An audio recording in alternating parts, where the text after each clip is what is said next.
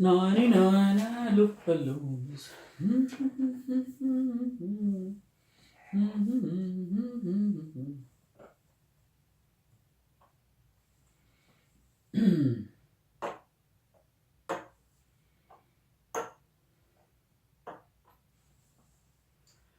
Oh, g'day there. It's Dave here, Dave Mills, for releasing another quick video.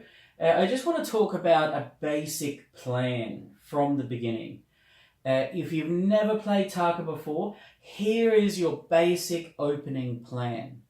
Alright, you want to try and put at least 2 of the center pawns to their full range of movement.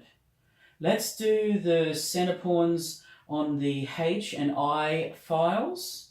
Alright, I for the king because he's important, and the queen for her highness. Alright, so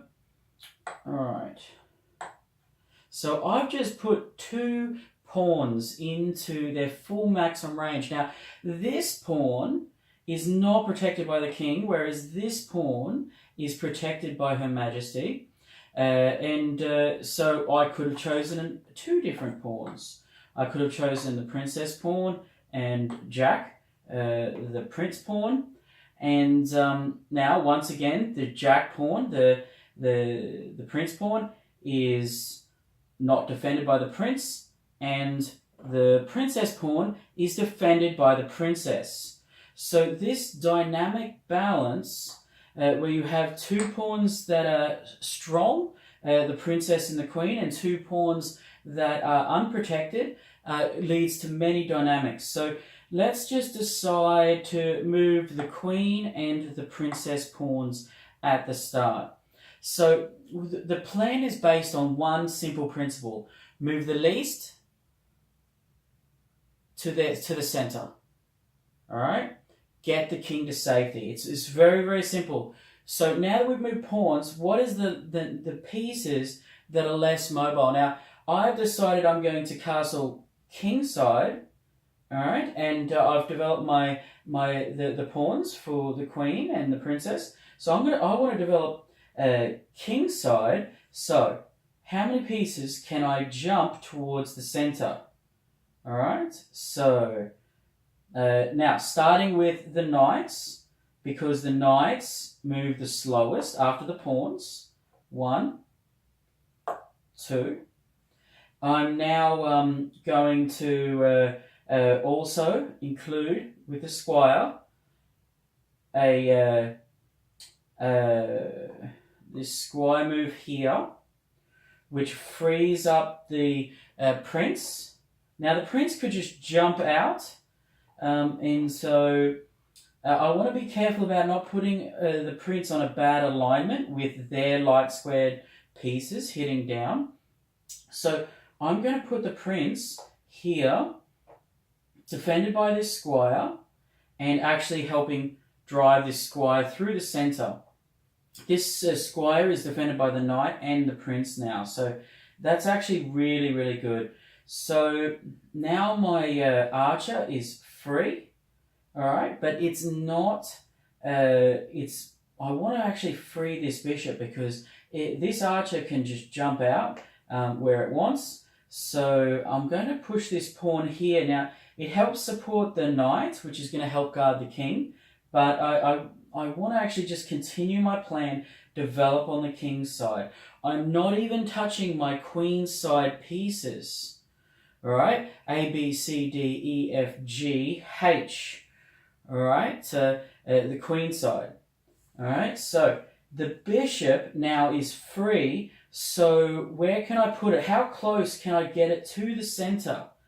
All right, that looks like the bishop is really nice, looking down at one of those beautiful, beautiful lines. Okay, now my archer wants to actually be in a really dynamic, aggressive place.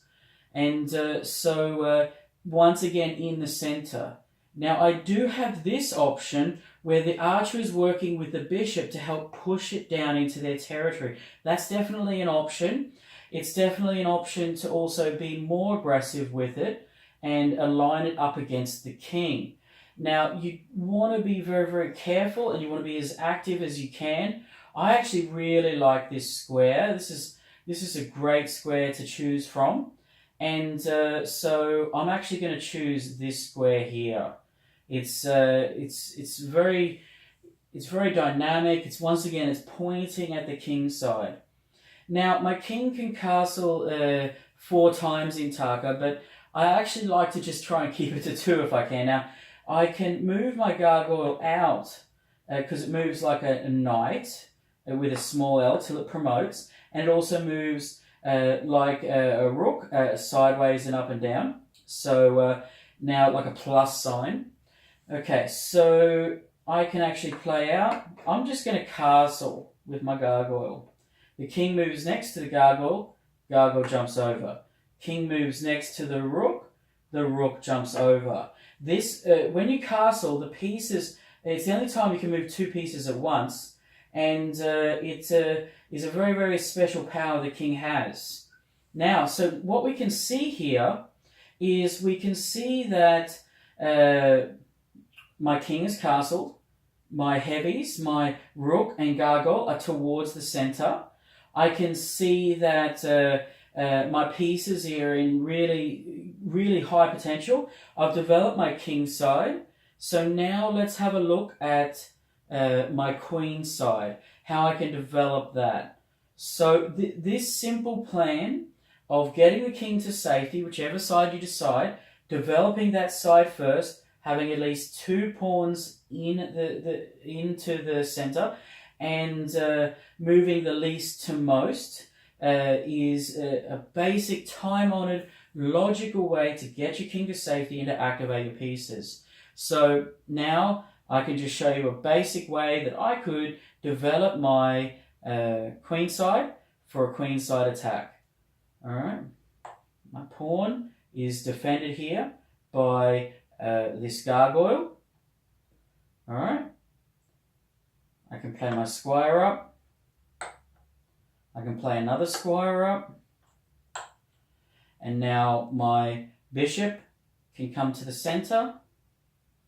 My archer can once again can attack the center here or combine.